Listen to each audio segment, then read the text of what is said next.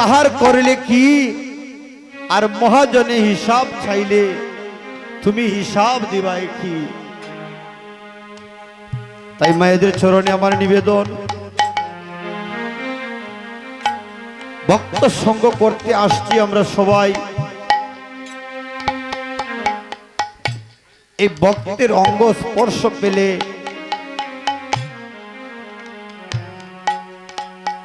প্রত্যেকের অন্তরে যে ত্রিতাপ জ্বালা, ভব জ্বালা, আসা যাওয়ার যে জ্বালা,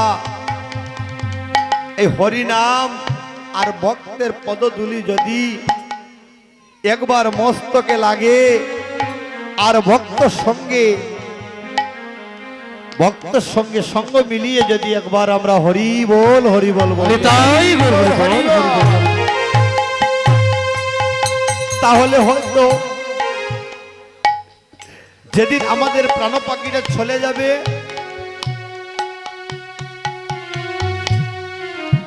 এই জগতে ভগবান সবই দেখতে পায়।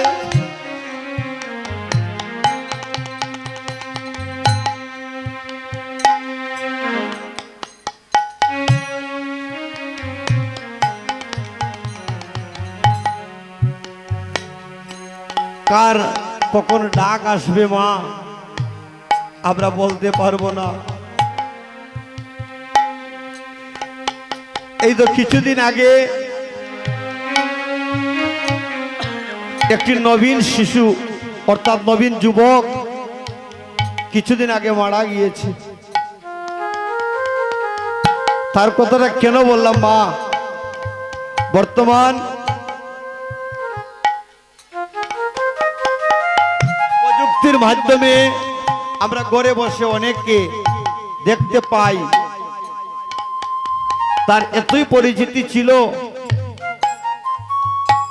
উচ্চ শিক্ষা অর্জন করার জন্য সে অন্য দেশে পাড়ি জমিয়েছিল।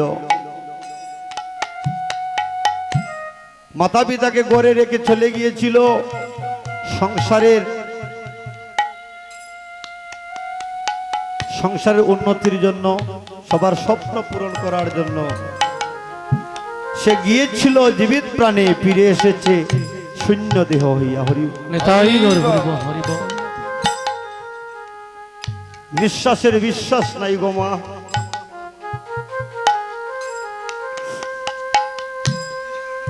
কার কখন ডাক আসবে আমরা কেউ বলতে পারবো না।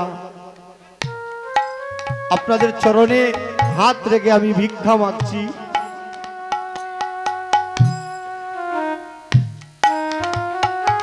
আজ যে সময়টুকু পেয়েছি প্রভুর চরণে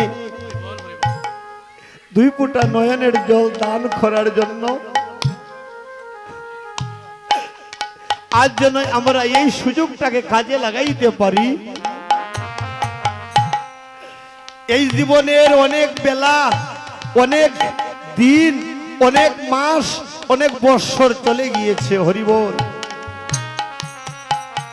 সারাটা জনম সংসারের জন্য খেদে মরলাম,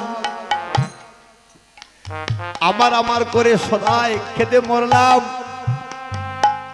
কিন্তু একটা দিন আমার গুরু গৌরাঙ্গের নামে এক বিন্দু নয়নের জল আমি দান করতে পারলাম না। তাই সবাকার চরণে আমার এই নিবেদন, একটা বিন্দু নয়নের জল ভক্তগণ, ভগবান ওই ভক্তকে ভুলে যেতে পারে না যে ভক্ত কৃষ্ণ কৃষ্ণ বলে নয়নের ভারী হরি।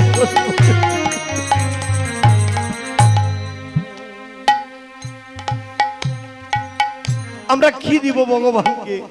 দেবার মতো কিছু নাই। শূন্য হাতে এসেছি, আবার শূন্য হাতে চলে যাব। তাই মহাজন বলছে, অভক্তের চরণ দুলি সবাই অঙ্গে মাকো, অভক্তের চরণ দুলি ও সবাই অঙ্গে মাকো। অভক্তের চরণ দুলি একবার অঙ্গে মাকো ও ভক্তের চর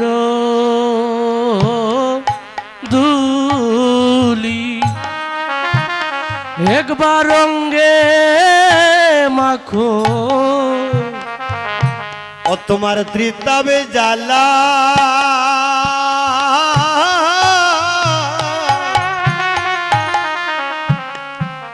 তাগবে না রে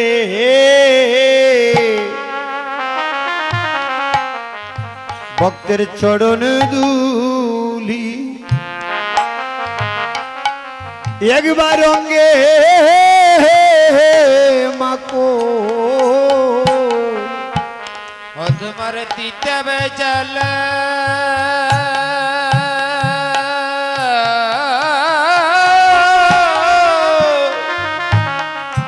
তাগিবে না রে ভক্তের চরণ দুলি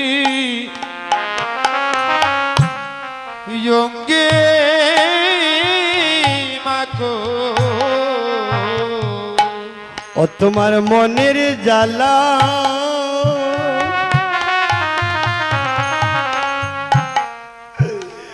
জ্বালায় আর তাগবে না রে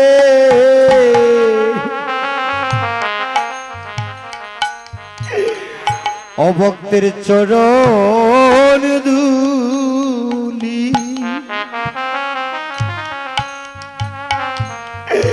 একবার অঙ্গে মাকো ও তোমার তিতাপ জ্বালা ভবে থাকবে না রে অভক্তের চরণ দুলি অঙ্গে মাখো ভক্তগণ আজ প্রত্যেকে